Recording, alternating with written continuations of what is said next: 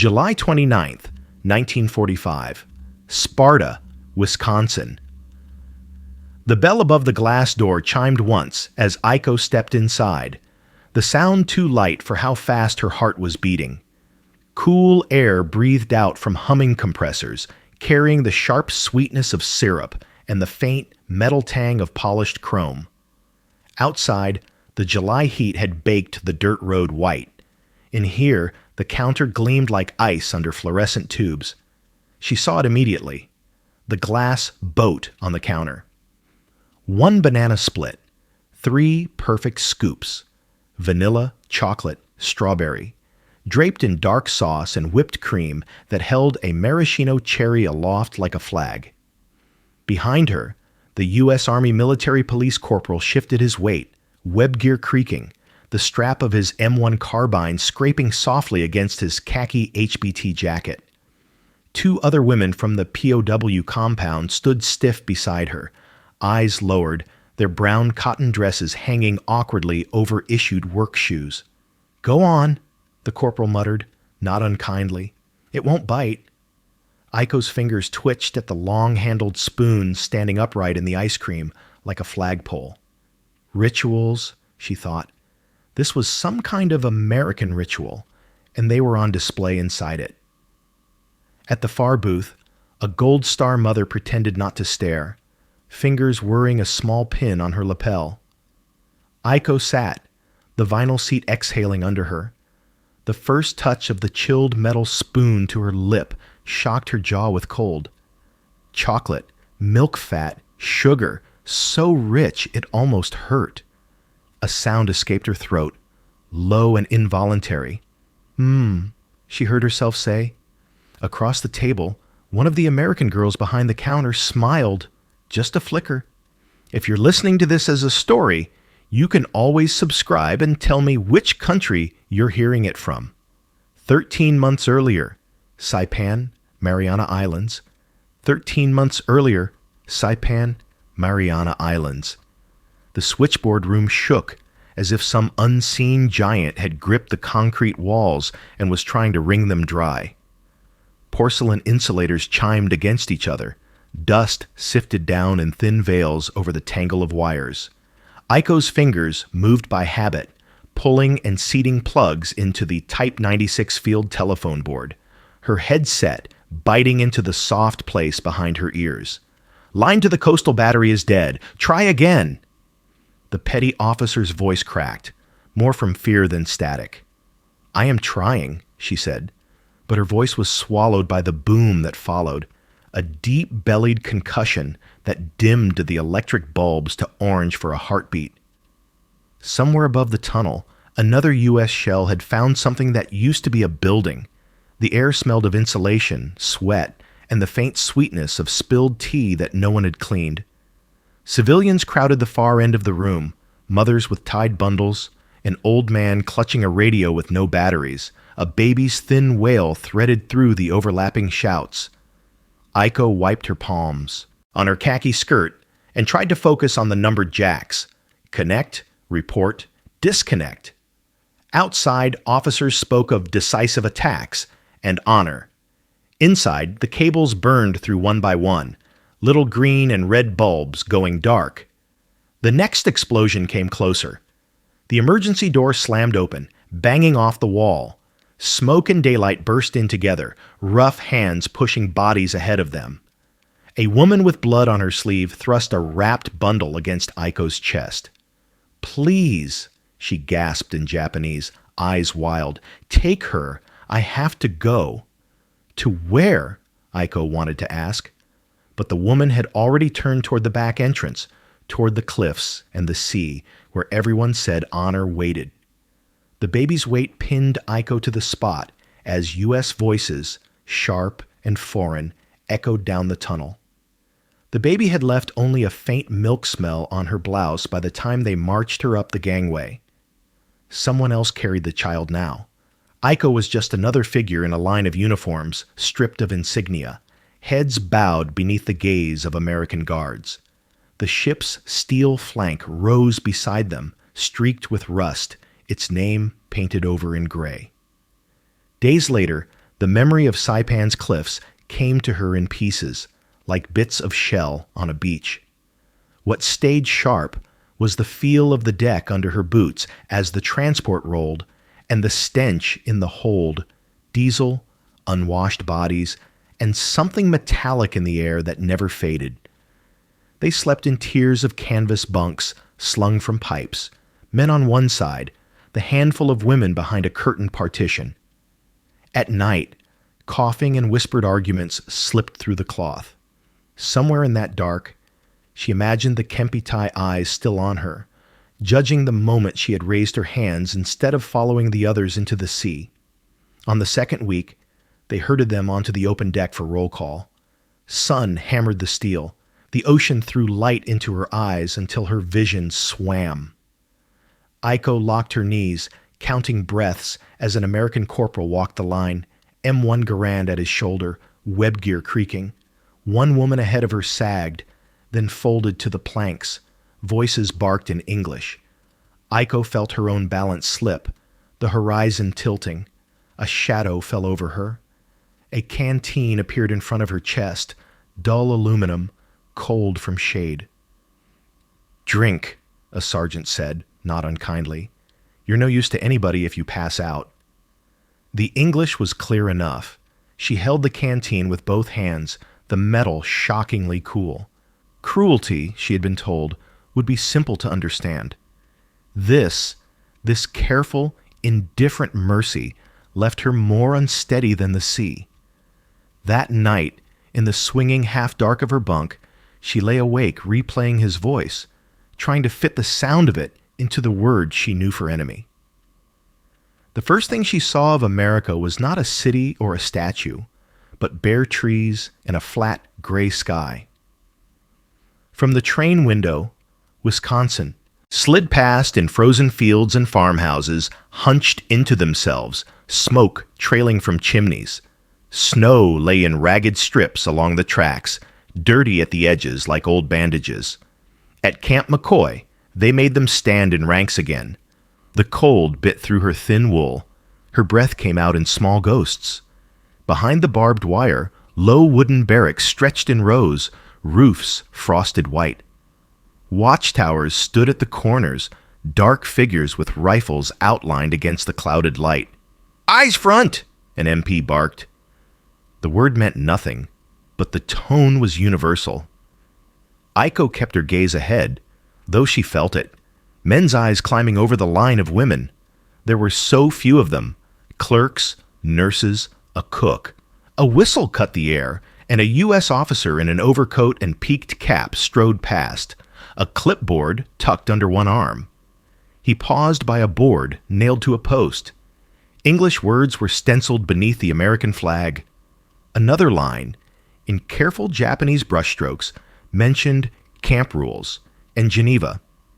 She read it twice, chilled more by its distance than the wind.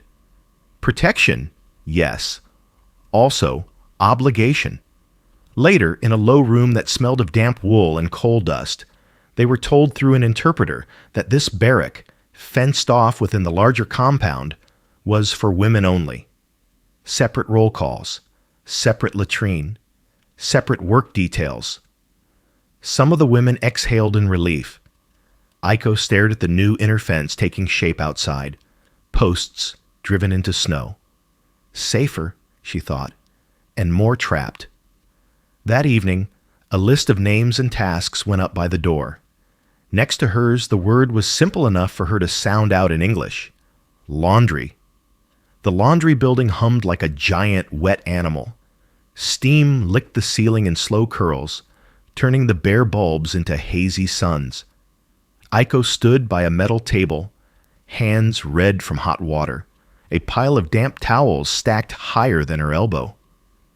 The American women moved around her with practiced rhythm, feeding sheets into the maw of the mangle, snapping pillowcases in the air, shouting over the churn of industrial washers. Some wore dresses under their aprons, some men's shirts rolled at the sleeves. All of them kept their hair tied back in scarves. A supervisor pointed at Aiko's table and barked a string of English that ended with a sharp, "Okay?" His finger jabbed at his watch. She nodded, not understanding the words but hearing the impatience. Work faster. The woman across from her, tall and thin-lipped, refused to meet her eyes. Each bundle she brought she set down with a small thump in the center of the table, fingers never brushing Aiko's. The towels smelled of American soap, a sharp, unfamiliar scent that clung to her skin. Aiko tried to copy the folds she had seen, edges aligned, corners tight. After a while, a shadow fell over her hands. Not like that.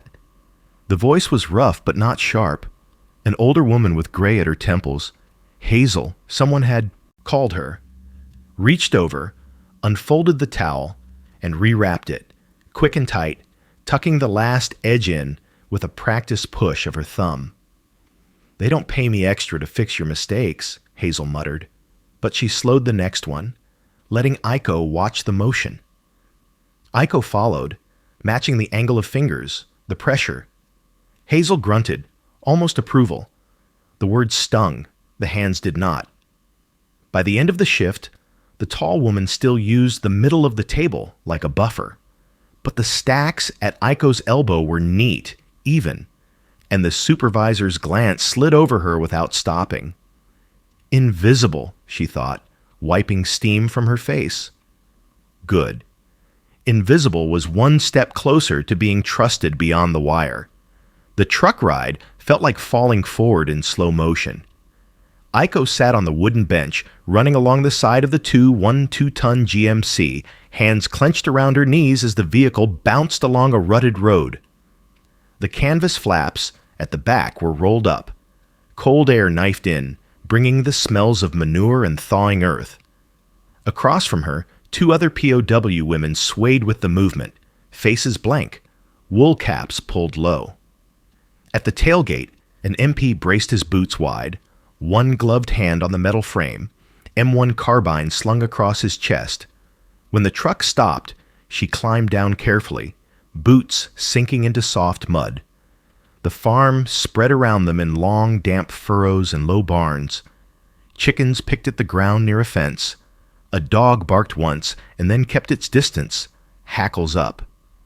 A woman in a faded dress and thick cardigan stood on the porch, arms folded.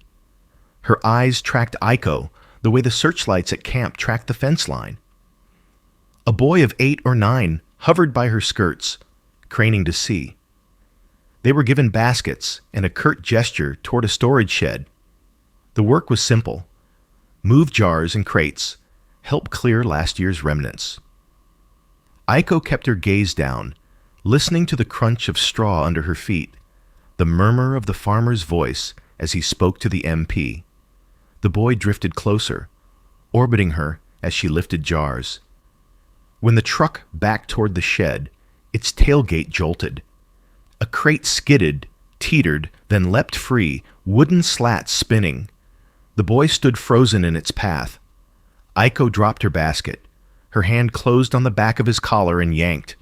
They tumbled together to the dirt as the crate smashed where his legs had been, the sharp crack of breaking glass ringing out. Vinegar and something sweet flooded the air.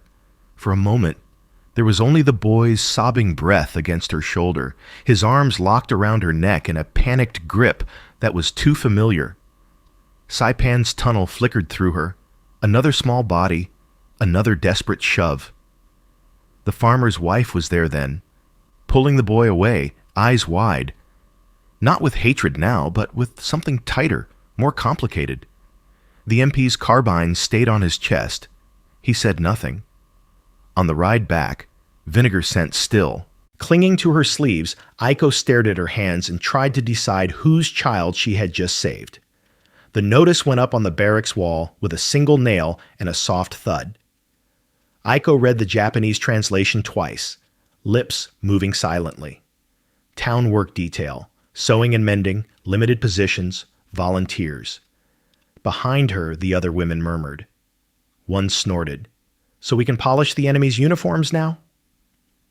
That afternoon, a Japanese sergeant from the men's compound was brought in to advise them. His uniform was faded, collar frayed, but his voice carried the authority of the vanished island. Remember who you are, he said, standing by the stove. "They will try to make you forget. A woman who smiles too easily, who enjoys their conveniences." He didn't finish the sentence, but his gaze settled briefly on Aiko, as if he had seen her step toward the farmer's boy. In the camp office, the air smelled of ink and floor polish. An American flag hung on one wall. Beneath it, a clock ticked with exaggerated patience. A lieutenant in shirt sleeves and tie sat behind a metal desk, forms squared in front of him. "You sew?" he asked through the interpreter. "Yes," Aiko said. Her hands remembered her mother's needle in Tokyo, the way thread burned if you pulled it too fast. He flipped through a stack of papers, then paused on a flimsy bulletin stamped with a red cross. Names of cities marched down the page in Roman letters: Osaka, Kobe, Nagoya. His finger slid, turning it toward himself, but not before she saw another word, jagged and unmistakable: Tokyo. The room tilted for a moment. He shuffled the bulletin aside and pushed a form toward her, tapping where she should sign. Her hand shook once on the pen, then stilled.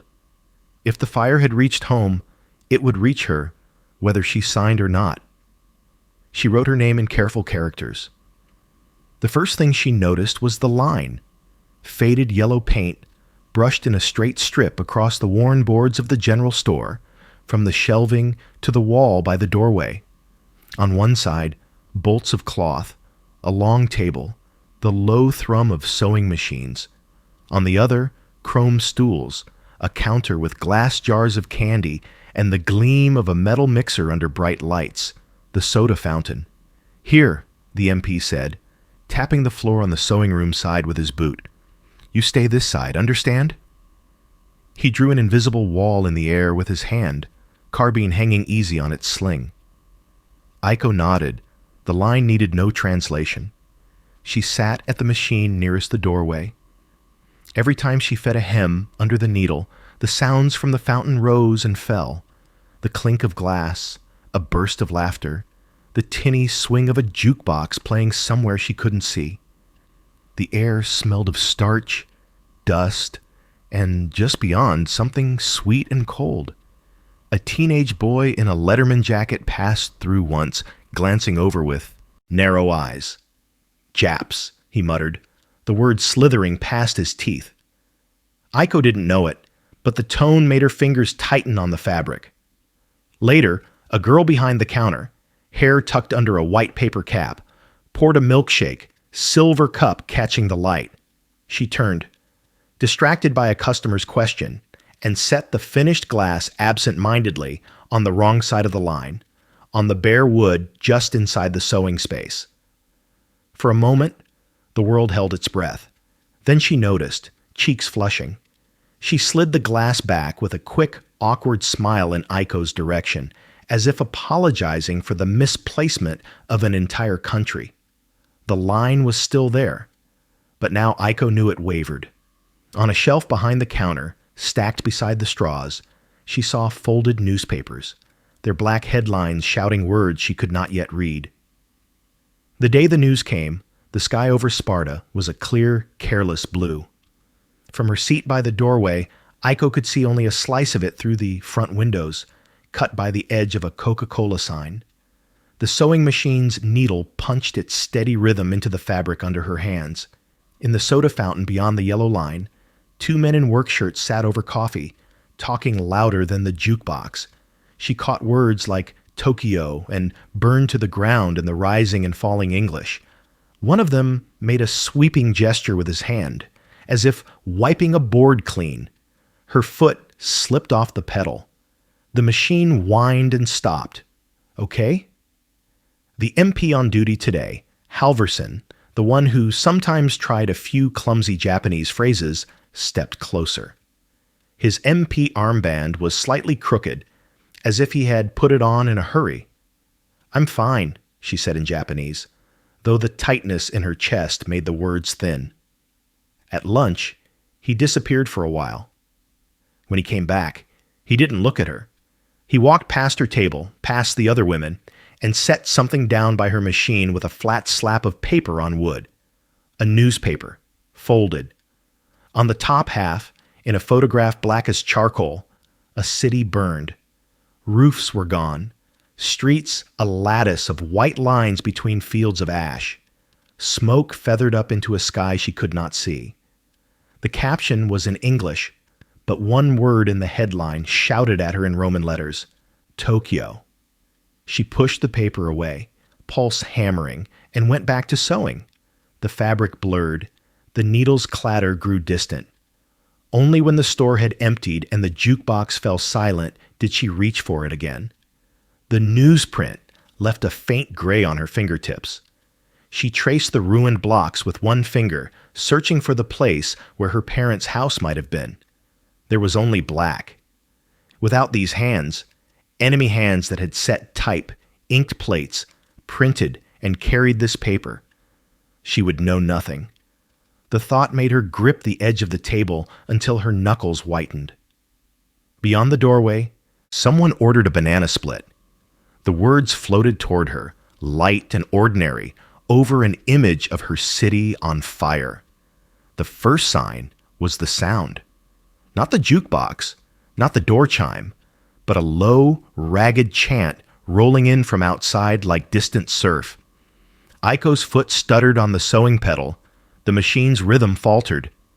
The MP at the door shifted, hand brushing the butt of his carbine. Through the front windows, she saw shapes gathering. Men in brimmed hats, a few women in dark coats despite the warm air, flags on sticks bobbing above their heads. Someone had painted words on cardboard. She could not read them, but she saw the way the letters stabbed upward, angry and uneven. The door banged open. A gust of hot air swept in, carrying the smell of dust and sweat and something sharper, resentment given breath. A woman stepped just inside, stopped at the invisible point where the MP's stare hardened. On her lapel, a small gold star glinted. "My boy died in the Philippines," she said, voice clear enough to cut through the store. "And you've got Jap prisoners getting ice cream in town?" The word slid past Aiko without meaning, but its force was obvious. Behind the woman, the crowd murmured agreement. The store owner tried to soothe, hands up. "It's just sewing, Mrs. Klein. Work detail, Geneva and all that." "Geneva didn't bring my son home," she shot back. Later, Aiko and the other women were lined along the back wall while officials talked in the front. Town councilmen with their jackets off. An army officer with his cap under his arm. The words fair, our boys, and not like them floated across the room. When the decision came, it was relayed through the interpreter in careful Japanese. The sewing program would end soon. The town needed to see that order was kept, that no one was being spoiled. But before that, the interpreter added, eyes flicking to the soda fountain, they will allow one visit for you, under guard, to show, he hesitated, searching for the right phrase, American fairness. Aiko glanced at the yellow line on the floor, at the gleaming counter beyond it. They were being arranged, she realized, like items in a window display. Proof of something, for someone else's story. Still, when her name was listed among those chosen, she felt the faint, traitorous flutter in her chest that came whenever she smelled sugar and cold. The bell over the door chimed once when they entered, just as it had in her memory of watching from the sewing room. This time, she stepped through it. Cool air washed over her, heavy with syrup and coffee and the metallic chill of ice from the freezer. The MPs fanned out behind the row of POW women, carbines low but present, web gear creaking as they moved. Every stool at the counter seemed to swivel halfway toward them, faces turning, then quickly away. They were seated at a corner table, away from the windows. Vinyl hissed under Aiko as she sat. The Gold Star mother, Mrs. Klein, she now knew, occupied a booth near the wall, hands folded around a coffee cup that had long since gone cold. Her small gold star flashed when she shifted. The girl behind the counter, the one with the paper cap and quick hands, assembled the banana split like a ceremony. Banana laid in its glass boat, 3 careful scoops, vanilla, chocolate, strawberry, Hershey's syrup in dark ribbons, whipped cream, a cherry shining at the top. 1 dessert for 3 women, 3 spoons. The MP set it down between them as if it were evidence. "Go on," he muttered, not unkindly. "It won't bite." Aiko's fingers hovered over the long-handled spoon, the metal catching the light. Behind her eyes, the photograph of Tokyo burned. Somewhere under this same sky, people scraped at ruins for food. She took the spoon anyway. The first touch of cold to her tongue shocked her jaw. A pain of sweetness, thick with chocolate and cream. The sound slipped out before she could stop it. Across the table, the counter girl looked up. Their eyes met for a heartbeat. The girl's mouth twitched into a small, almost guilty smile, as if they shared some secret that had nothing to do with flags or graves. Aiko swallowed, tasting sugar and ash together, and felt the ground of her certainties shift. The day after the banana split, the camp felt wrong in ways Aiko couldn't name. The MPs moved quieter. Roll call was brisk, but their eyes slid away faster than usual, as if looking too long at the prisoners might obligate them to something. Rumors seeped through the barracks like cold. A new bomb, some said in broken English, a single weapon that could erase a city. Hiroshima. Then another name, Nagasaki. The words meant nothing concrete to her, just distant points on a map she carried in her head. But the way the men said them, flat and stunned, made her stomach knot. That evening, they were summoned to the recreation hall. It was just a larger barrack with benches instead of bunks, smelling of sawdust and old tobacco. A loudspeaker sat on a table at the front, a wire snaking back to a radio set guarded by an American sergeant. "Japan. Big announcement," the interpreter said softly. "You listen." The room rustled and then went still. Static hissed from the loudspeaker. Then a voice emerged, distant, formal, speaking in a courtly Japanese she had only ever heard in newsreels. The Emperor. He talked of enduring the unendurable, of a war situation that had developed not necessarily to Japan's advantage.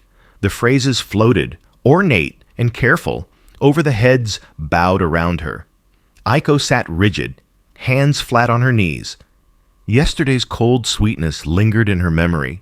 The spoon, the involuntary the counter girl's shy smile.